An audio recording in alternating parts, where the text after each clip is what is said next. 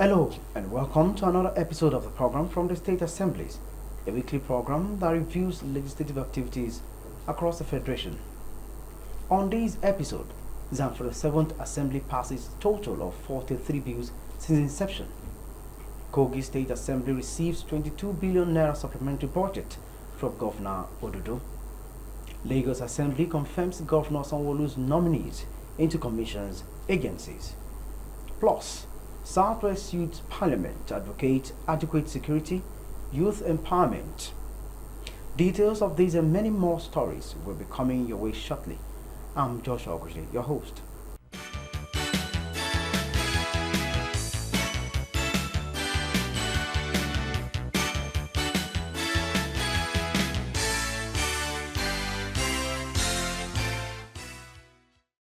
Welcome back. Gusau in the northwest region of Nigeria is our first point of call as the Zamfara State House of Assembly proclaimed that it has successfully passed 43 bills since inception, reaffirming its status as the sole legitimate legislative body in the state. Speaker Bilyaminu Ismail Moriki made this statement during a press briefing on the achievements and challenges faced by the 7th Assembly since its inauguration. Correspondent Bello Sonu completes the report.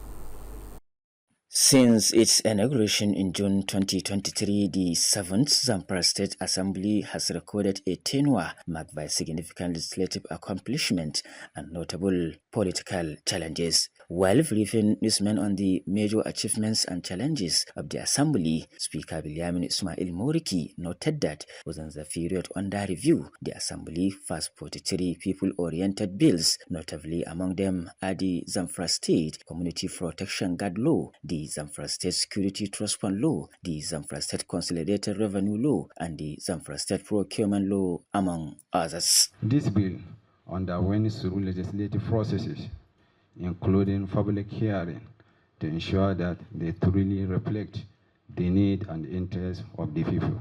Moriki also pointed out that the House passed several resolutions sponsored by individual members, drawing the attention of the state government to embark on critical projects and implement programs aimed at improving the welfare of the citizens. To ensure prudent management of state resources, the Honorable House undertook intensive oversight following the passage and assent of the 2024 and 2025 appropriation bill. This effort have fostered greater transparency and accountability across ministries, departments, and agencies. He furthermore reiterated the Assembly's stance as the sole constitutional recognized legislative authority in Zamfara State, stressing that attempts to distract the House from its constitutional responsibilities will not succeed. As public servants, our primary obligation is to uphold a peaceful and stable environment that facilitates effective law-making, oversight, and representation. Regrettably, few members sought to disrupt the constitutional function of the House for personal gain. He also commended Governor Dauda Lawal for his achievements across various sectors, emphasizing that the continuous collaboration between the executive and legislative arms of government is essential to sustaining the state's development. Ingusau Bello Sani, NTA News. In the Middle Belt, the Kogi State House of Assembly in the previous week received a supplementary budget of 22.1 billion naira from Governor Ahmed Usman Ododo for consideration and approval. Jacob Sonny reports that the Speaker of the House, Aliyu Umar, presented the governor's request at plenary. The supplementary budget is to further step up pace for both human and capital developments in Kogi State. Reading the request of Governor Ahmed Usman Ododo, Speaker Aliyu Umar Yusuf says the supplementary budget will enhance the safety and security across the state. I hereby apply for the House approval of a supplementary budget of 22 billion 124 million 873,229 naira 000.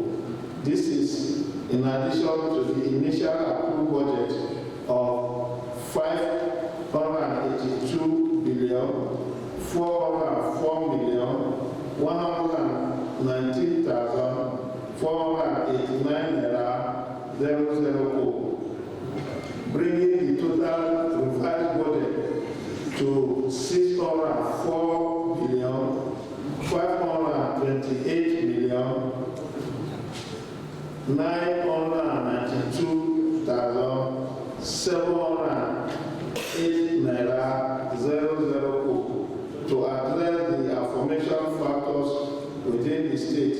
The House thereafter committed the budget to House Committee on Appropriations. The committee is expected to report back to the Assembly in the next 2 weeks to enable the House deliberate further on it. Jacob Sani, NT News. Moving on to the southwest zone of the country, the Lagos State House of Assembly during the week under review confirmed the appointment of the nominees presented by Governor Babajide Sanwo-Olu into various agencies and commissions in the state. Musa Toliat reports that the lawmakers also adopted a resolution to seek compensation for communities affected by government land acquisition in Epe local government area in Lagos. The nominees were screened by a 12-man ad hoc committee constituted by the Speaker and chaired by the Chief Whip, Honorable Majid Fatai Adebola, to ascertain their eligibility and competence for the respective positions. The report of the screening ad hoc committee was presented at the Committee of the Whole. The ad hoc committee adopted direct interface, which the nominees and directed the Secretariat to request that each nominee furnish the committee with the document as applicable to each nominee. Thereafter, the lawmakers adopted the report of the committee and the nominees were due for confirmation. 1 to Section 8, Subsection 1 of Lagos State Electricity Commission Law 2024. This has the hereby confirmed appointment of Dr. Anima Sham Fuad Olayinka. A new member of the Lagos State Independent Electoral Commission, last year, was confirmed. For the membership of the Lagos State Electricity Regulatory Commission, a non-executive chairman and 4 others were confirmed. 5 members of the Lagos State Civil Service Commission were also cleared. For the office of the Public Defender OPD Governing Council, 2 members were reappointed for another term of 4 years. Mr. Clerk, kindly direct the confirmations of the nominee to Mr. Governor. In a related development, the House adopted recommendations of the Committee on Rules and Business on a petition titled Application by Oriba Community in Epe Local Government to join in the petition of Ladaba Community, which was presented by Honorable Naim Adams. Lands Bureau should issue the letters of accession allocation to the 68 communities whose lands were acquired by the state government within 2 weeks after the receipt of resolution of the House. The certificate of occupancy should be ready within 1 month upon receipt of the resolution of the House. The presentation elicited contributions from the legislators. The chairman must follow them to the letter to make sure that they observe and the resolution of the House is strictly adhered to. The certificate of occupancy should be given to them, otherwise land grabbers will take it away from them. So I just want to plead with the Right Honourable Speaker that the chairman of the committee, even if possible, they should submit that document to the chairman of the committee so that he can present it to the family. I'm really not very happy with the fact that people, when the state acquires land, the people need to resort to having to come and seek refuge in the House of Assembly before their right is given to them. I want to emphasize what he has stated, that we invite the Land Bureau and other officials of the Secretary General Office and probably gives an allotted date where all lands matters can be treated in the House and we find a lasting solution. Speaker, Lagos House of Assembly Mudashiru Obasa supported the committee's recommendation that Oriba community and 67 other affected communities be compensated. If you are taking lands away, which is supposed to be inheritance of the family, it's like throwing them into poverty because it's supposed to be source of revenue, source of achievement and benefit to the family. But taking it away from them without compensation is like expanding cost of poverty. Like we are throwing them or pushing them into poverty the more, and somehow it still come back to the government. The legislators subsequently adopted recommendations of the committee as resolution of the House as amended. In Lagos, Musa Toliat, NTA News. In Dutse, the capital city of Jigawa State, the House of Assembly has taken a major step toward revolutionizing agriculture in the state as a bill seeking to establish the Jigawa State Agricultural Transformation Agency passed second reading. Lawmakers say the move will drive modernization, enhance food security, and position the state as a leader in agricultural innovation. Ibrahim Sani has more. Although Jigawa State already established agencies aimed at advancing agricultural productivity, the introduction of a dedicated agricultural transformation agency is seen by many members of the Assembly as both timely and necessary. As highlighted, the agency seeks to address the pressing need for modernization in agricultural practices with a particular focus on integrating innovative technologies. The relevance of this agency is further emphasized by the increasing demand for efficient food production systems in the face of a growing population and changing climatic conditions. Leading the discussion surrounding the bill, member representing Kogama constituency, Sani Isiaku Zabran, praised the state's foresight in initiating such a transformative bill. Our honorable colleague will call that if this bill is passed into it will benefit the Jigawa because of the improved variety and productivity of agricultural products. We have to understand that our population in Jigawa State is getting to 7 million plus. And we have to understand that Jigawa State is 101% an agrarian state. And we have to understand that now we have to move to mechanized agriculture in order to feed the nation. We should go beyond thinking of feeding only Jigawa, but now we should go beyond thinking of feeding the whole Nigeria. And I believe, my honorable speaker and my dear colleagues, if this agency is well established in Jigawa State, the sky will be our limit. The agency is expected to serve as a conduit for effective policy formulation and implementation, providing a structured approach to tackling agricultural challenges that the state has faced over the years. Is to change from the to new form of agriculture. This agency, as the government, will provide all the agricultural process to be mechanized. The farm will now be mechanized farming.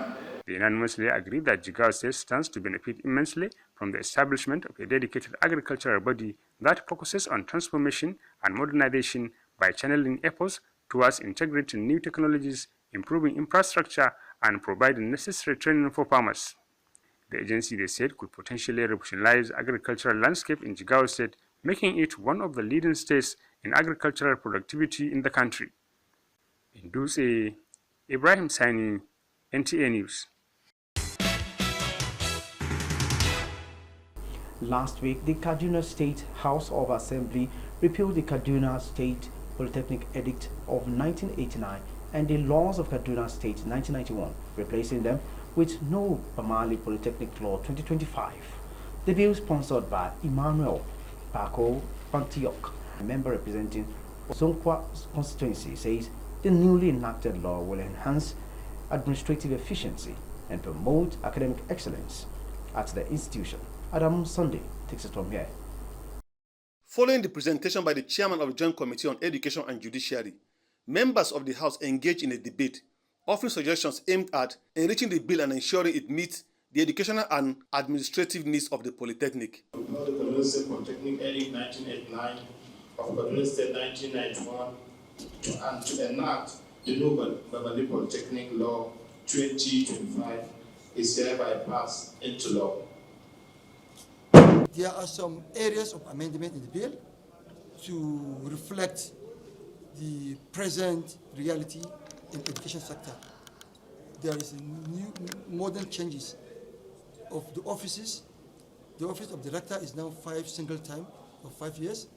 Also that of the registrar, the other academic senior management staff of the Polytechnic.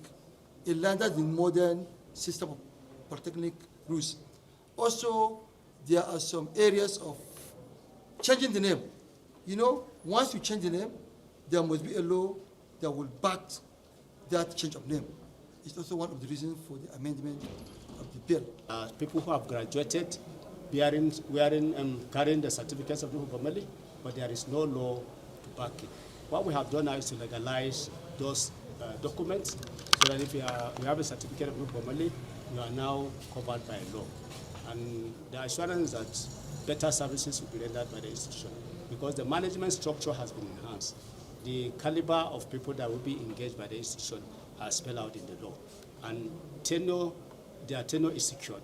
In other legislative developments, a bill to amend the Customary Course Law No. 9 of 2021, as well as a bill to establish the Kaduna State House of Assembly Service Commission and for other related matters 2025, have been forwarded to the relevant committees for further review and scrutiny. In Kaduna, Adamu Sunday, NTA News. You're watching the program from the State Assemblies, where we highlight legislations of state assemblies in Nigeria within the past 1 week.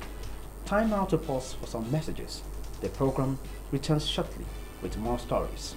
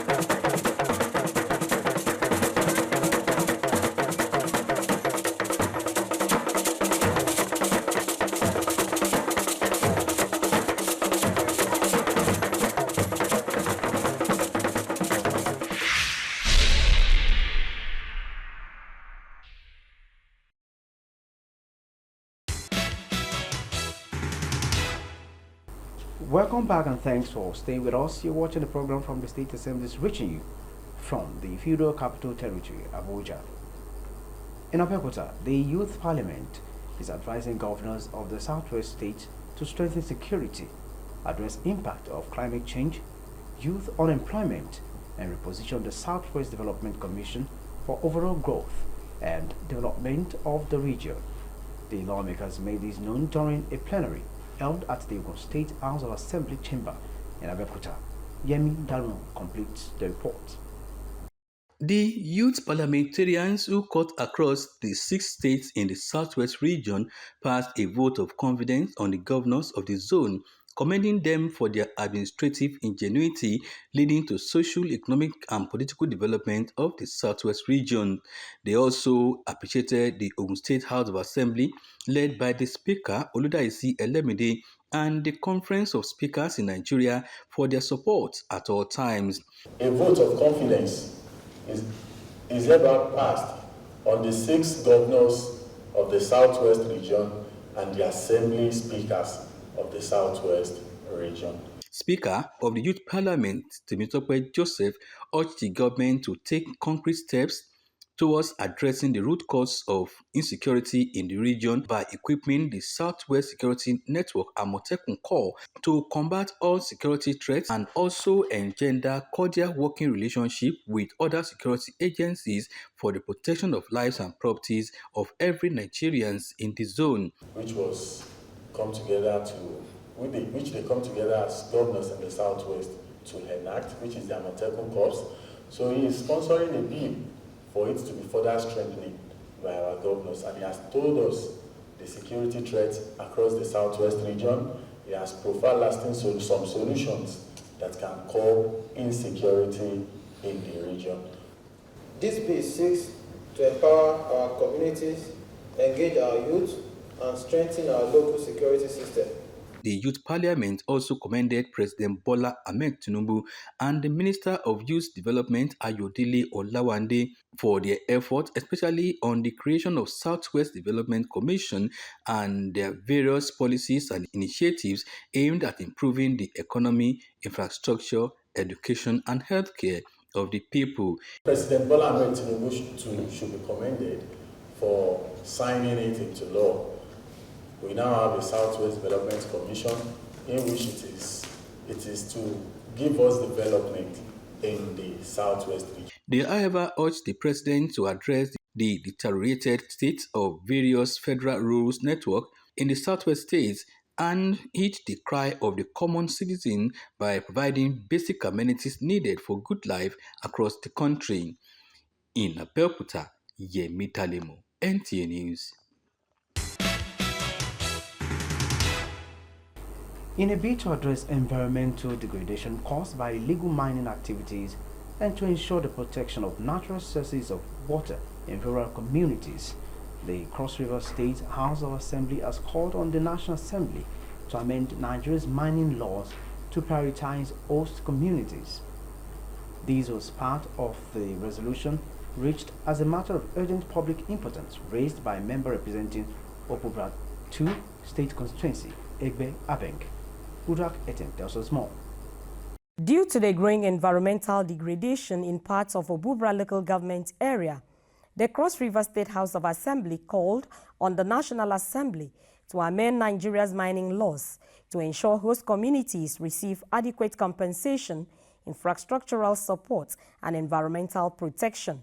This came when a matter of public importance was raised on lack of potable water supply in Abuja by member representing Abuja 2 State Constituency, Igbe Abeng. The lawmaker noted that the only source of water serving the communities of Ababene, Ovokwa, Oyadema, Ofat, and Ofodua in Abuja local government area has been destroyed by activities of illegal gold miners, as these exposed the communities to disease outbreak. Go to Abuja now. This content measure. I just measure only in Adun. Even the outcome, all is affecting them. The whole water, they can't use it. We are now buying water, pure water to go and distribute. Instead of distributing better things, it's pure water that you now go home and go and buy for people to do. How many will you buy? Other lawmakers expressed concern over the matter. The government will also look to this and see that our people will have potable water so that their lives and health are probably be in good condition. So there is a need for us. There's a need for government. There's a need for the Ministry of Water Resources in Cross River State to look into these places. Mr. Speaker, I stand to support that water be made available. Calls for the government to equally help in making sure that these mining activities in Cross River State should be checked.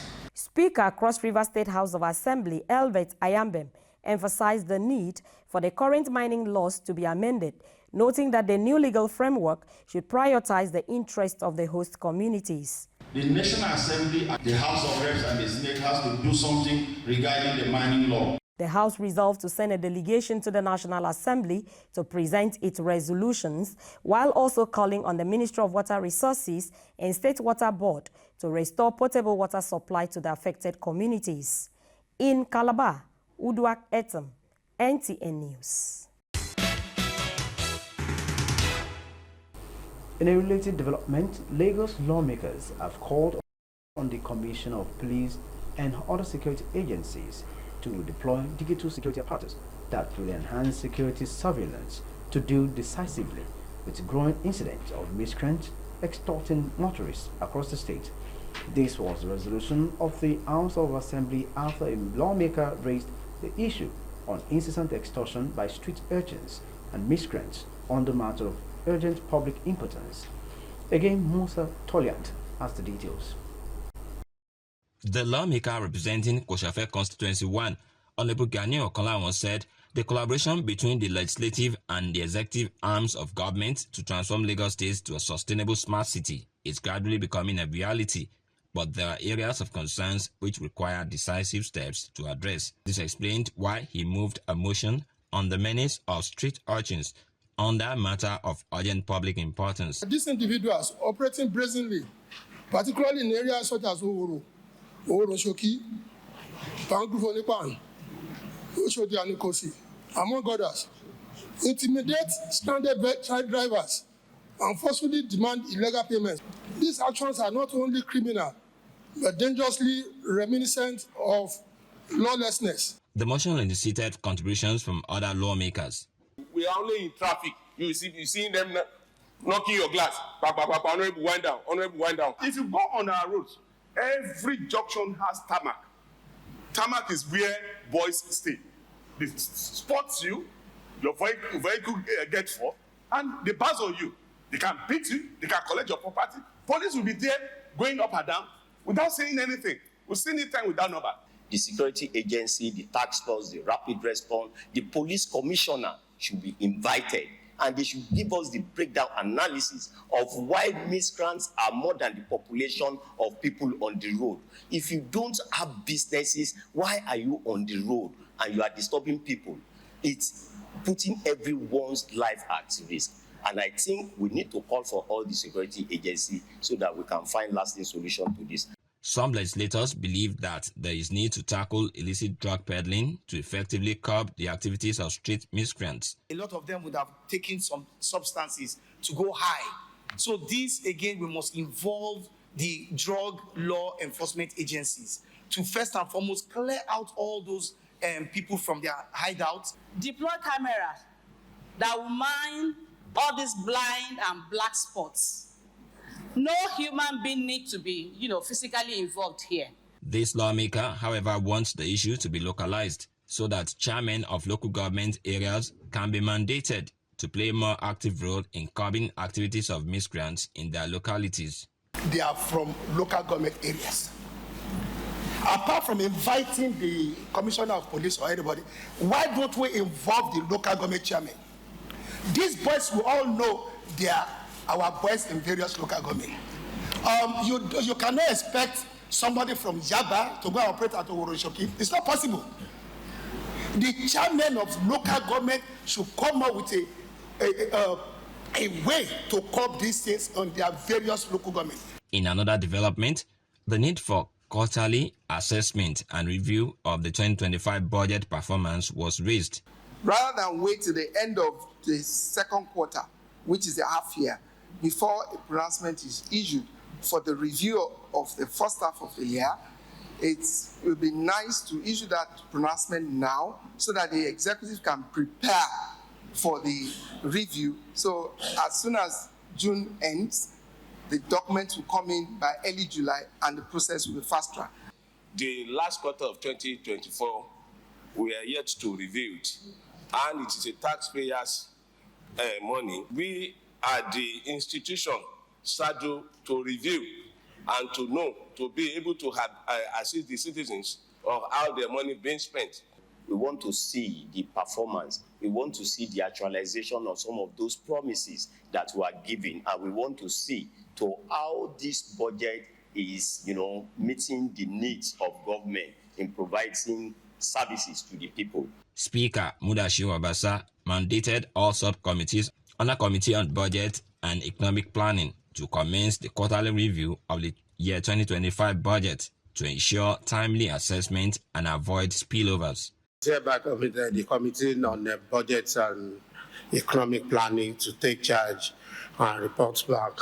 I don't know, it takes how long to go through the MDAs, about 3-4 weeks to report back for us, but at the same time, subcommittees will also want to take up the assignment before the substantive committee. In Lagos, Musa Toliad, NTA News. In the meantime, the Kogi State House of Assembly has urged the National Drug Law Enforcement Agency, NDLEA, to reopen its Okene office with a view to regulating alleged drug peddling in the area. These followed a motion of urgent public importance raised on the floor of the House by the Majority Leader, Dr. Suleiman Abdulrazak. Jacob Sani again reports on these and other matters deliberated upon at plenary. Member representing Okene 1 recalls that years ago, some coordinated armed men attacked the NDLA office in Okene, and since then, the office has been closed down. He observes that the absence of NDLA in the area has created a soft ground for drug trafficking. That the House issued its resolution requesting the State Commandant of National Drug Law Enforcement Agency to consider and reopen Okene Zonal Office in copying the release of illegal drug activities in the zone as soon as possible. His colleagues say the motion is timely due to the increasing rate of drug victims, especially among youths.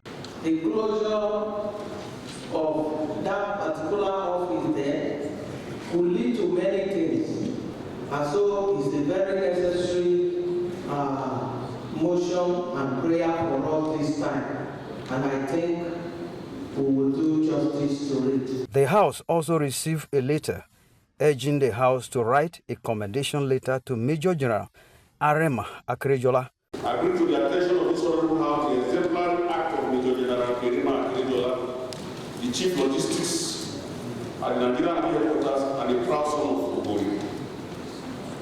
House to note that in 2024, through his strategic influence and quiet patriotism, the Nigerian Army undertook and completed the construction of and ascertain of a 1.6 kilometer access road linking the community comprehensive high school Ogori to the township road network. Report on House Standing Committee on Special Duties, Legislative Compliance, Government House Administration and Governor's Office during the oversight in April 2025 was also presented to the House. Meanwhile, the House has resolved to invite the head of social investment to appear before it with necessary document for cross-examination over her credentials. The clerk will communicate to her on inviting her to this House chamber, and it's going to be a committee of the whole of us. A bill on Kogi State Police on substance abuse was presented for first reading. Jacob Sani, NT News. In Benin, Speaker Edo State House of Assembly says his defection to the All Progressives Congress APC is to sustain the speakership seat for the benefit of his constituents. This was when he officially informed the lawmakers of his defection from the People's Democratic Party PDP to the All Progressives Congress APC. Obey Otobo Apresa as more. This plenary session was the first official assignment of the Speaker after his defection to the APC. He promptly declared his allegiance to his new political party, the All Progressives Congress, citing obligation to the will and welfare of his people and constituents as the major motivation for his political decision. He urged the House to remain united in the pursuit for purposeful leadership. For me, it's not about the party. It's about the events of the area. As a speaker, if I throw away these positions of the party, position that will enhance the development in the area, that is, and represent my people. So on that note, I took that decision. I think we like and people are very happy about it. I spoke about some of the projects the governor has given to my area. The people of all are very happy about it. So that led to that decision. Politics is not about interest, but not by interest. The majority leader and other lawmakers expressed their approval and support for the Speaker's decision. They said the main goal is to push forward the vision and mission of the state governor, Senator Monday Okwebelu. The party is a thing which should move from one point to another to achieve your objective. The intention presidency is to join us all to see that the mission and vision of Mr. Governor, District Senator Monday is achieved even before you came. Doing that for us, I think your coming make everything very, very easy. We need the collaboration of everybody coming together to do the work as to moving the state forward. The issue is not the party you present. The issue is not what the tag is, but the benefit that's going to accrue to us by that oneness is very fundamental. The Speaker and two other lawmakers, the member representing Akoko Edo 1, Yekini Ijaye, and Sunday Egberemonle, defected, bringing the APC lawmakers in the Edo State House of Assembly to 18, while the PDP retains 6 seats. In Benin, Obehi Otuba Presai, NT News. That report brings us to the end of the review of activities from state assemblies for this week. Remember, you can still watch our news and other programs on our social media handles scrolling on your screen. See you next time on this same channel. I'm Joshua Obley. Bye for now.